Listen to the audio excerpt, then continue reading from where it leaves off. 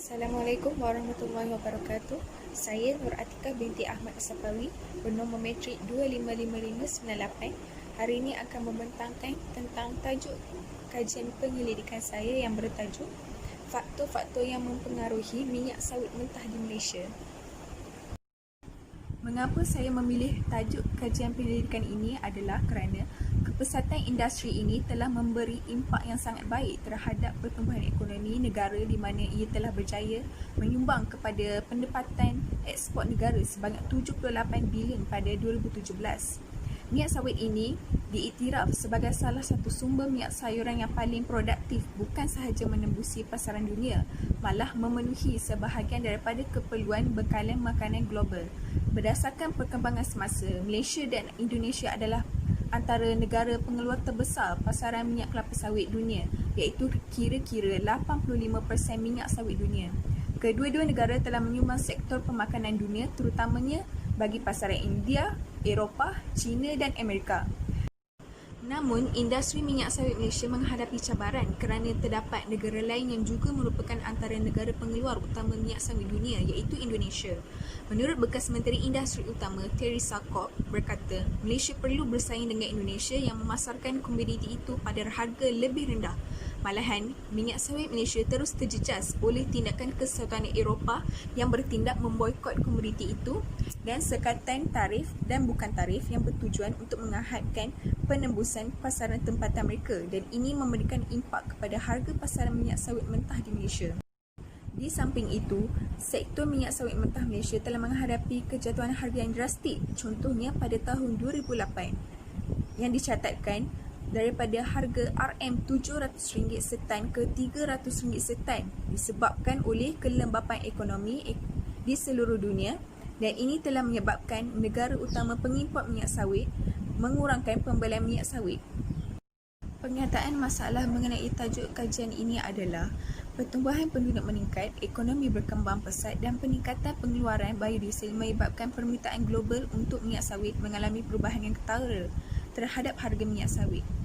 Pengeluaran minyak sawit mentah tempatan yang meningkat menyebabkan harga minyak sawit mentah tempatan menurun. Berdasarkan penganalisis yang menjangkakan harga minyak sawit akan mengalami penurunan disebabkan pengeluaran global melebihi permintaan.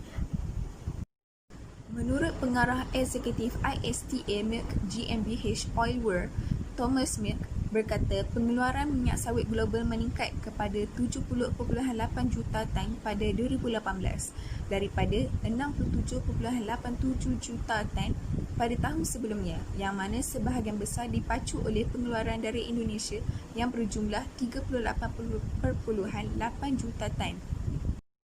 Menurut artikel bertajuk Kerajaan Semak Semula Duti Ekspor Minyak Sawit daripada Berita Harian, kemerosotan permintaan menyebabkan stok di Malaysia meningkat ke paras tertinggi bagi tempoh hampir 18 tahun dan menyebabkan harga minyak sawit susut ke paras terendah dalam tempoh 3 tahun bulan ini di tengah-tengah kejatuhan permintaan dan susut 0.9% kepada RM2,108 satu tan. Kajian ini tertumpu di Malaysia kerana salah satu pengeksport terbesar minyak sawit dunia adalah Malaysia, dan perubahan harga dalam minyak sawit mentah tempatan akan memberi kesan yang jelas terhadap keadaan ekonomi seperti dalam ekspor dan import minyak sawit mentah. Jangka masa bagi kajian ini adalah kajian ini meliputi data jangka masa selama 5 tahun bermula daripada tahun 2015 sehingga 2019 kerana perubahan harga minyak sawit mentah di Malaysia dalam tempoh itu adalah signifikan bagi kajian ini. Data yang digunakan dalam kajian ini adalah jenis sumber sekunder yang telah tersedia dikumpul dan direkodkan oleh pihak lain. Bahan kajian diperoleh daripada jurnal-jurnal, artikel-artikel, jabatan perangkaan dan secara maya seperti internet. Kaedah mengumpul maklumat dan data pula adalah bagi kajian ini diperolehi daripada data yang tersedia ada dalam jabatan perangkaan berkaitan dengan harga minyak mentah dunia, pengeluaran minyak sawit mentah tempatan dan juga stok minyak sawit mentah tempatan. Selain itu, maklumat juga diperoleh daripada laporan tahunan dan jurnal yang membincangkan tentang faktor-faktor yang mempengaruhi harga minyak sawit mentah di Malaysia. Maklumat dan data analisis menggunakan kaedah kuantitatif iaitu kaedah empirikal. Dalam kaedah empirikal, analisis regresi akan digunakan bagi menganalisis data.